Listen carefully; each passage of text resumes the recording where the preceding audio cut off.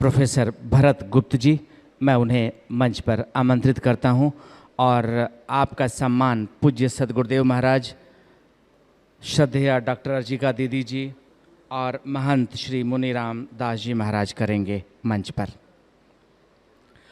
दिल्ली विश्वविद्यालय के अंग्रेजी साहित्य विभाग में एसोसिएट प्रोफेसर रहे श्री भरत गुप्त जी बहुआयामी व्यक्तित्व के स्वामी हैं। आप एक प्रख्यात रंगमंच कलाकार, नाट्य सिद्धांतकार, शास्त्रीय संगीतकार, सांस्कृतिक विश्लेषक और लेखक हैं। आपने भारत सहित विदेश के कई विश्वविद्यालयों में भारतीय कला, साहित्य और संस्कृति के क्षेत्र में अनेक व्याख्यान दिए।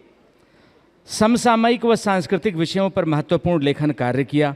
आपकी लिखित कृतियों में पूज्य श्री के द्वारा सम्मान दिया जा रहा है। मैं चाहूँगा जोरदार ताली आप सबकी तरफ से बजनी चाहिए।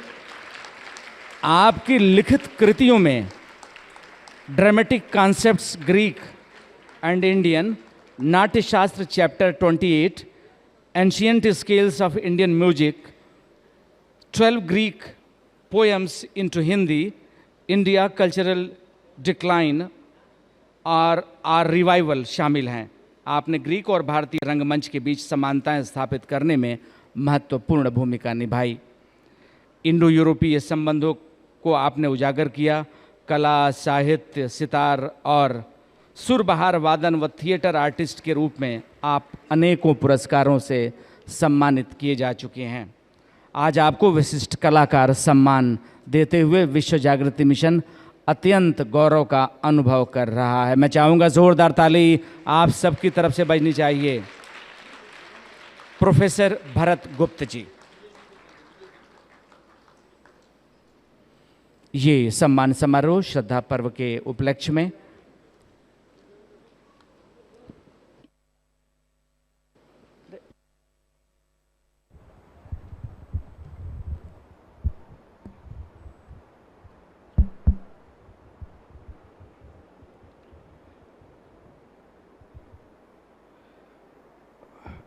परम आदरणीय सुधांशु महाराज जी, महंत जी अथवा देवी अर्चिका जी और भी गणमान्य गण जिनका आज सम्मान हो रहा है, और इस सभागार में उपस्थित महाराज जी का संपूर्ण शिष्य वर्ग और ये बालक, मैं आप सबकी वंदना करता हूँ। महाराज जी को मैं जब से सुन रहा हूँ, जब से इन्होंने प्रारंभ किया टेलीविज़न के ऊपर प्रवचन करने का, और वो स्वयं में एक क्रांतिकारी कदम था। मैंने वर्षों इनको सुना है और बड़े विशेष रूप से इस बात को मैंने देखा कि महाराज जी जो बातें करते हैं वो बड़ी गंभीर होती हैं, लेकिन वो बहुत ही सहज भाषा में, घरेलू भाषा में, जो सबको समझ में आ जाए, बच्चे से लेकर बड़े तक, ये इनकी रीति, ये इनकी शैली है और वो अत्यंत श्लाघनीय है। मैं ये मानता हूँ कि आज के समय में हमारे इस प्यारे देश पर एक बहुत बड़ा संकट है। अपने राष्ट्रवाद के उत्साह में जो कि होना चाहिए और होना चाहिए, हमें उस संकट से नज़र नहीं छुपानी चाहिए, क्योंकि वो संकट बहुत गंभीर है और हमारी संस्कृति के ऊपर, हमारी अस्मिता के ऊपर है। और उससे भी अधिक चिंताजनक बात क्या है कि आज संसद जब अपनी सभा को प्रारंभ करता है तो कुछ ही मिनटों में वो सभा भंग हो जाती। आज आप सुप्रीम कोर्ट या लोअर कोर्ट कहीं जाते हैं तो कुछ ही समय में आपको तारीख मिल जाती। आज आप किसी अफसर के पास जाते हैं तो सूचना मिलती है कि वो तो दौरे पर गए हैं। आप विश्वविद्यालय में या शिक्षा संस्थान में दाखला लेने जाते हैं तो कहते हैं जगह नहीं है या आपके नंबर कम हैं।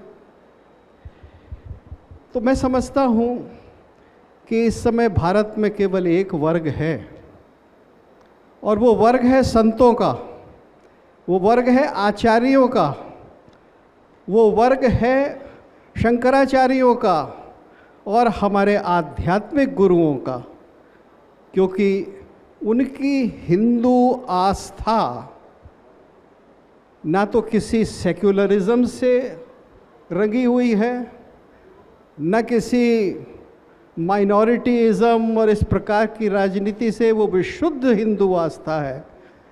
तो आज सारा देश वास्तव में इन्हीं लोगों की ओर देख रहा है और हमें इस बात को समझना चाहिए कि ये वर्ग हमारी श्रद्धा का केंद्र हो। व्यावहारिक रूप में तो माँ बाप की या पितरों की श्रद्धा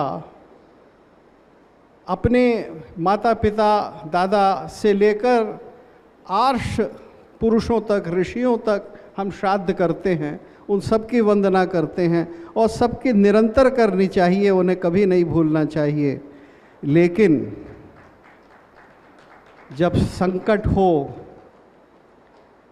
तो विचार की स्वच्छता को, स्पष्टता को रखने के लिए केवल एक संत वर्ग ही है जिसका हमें आश्रय मिलता है।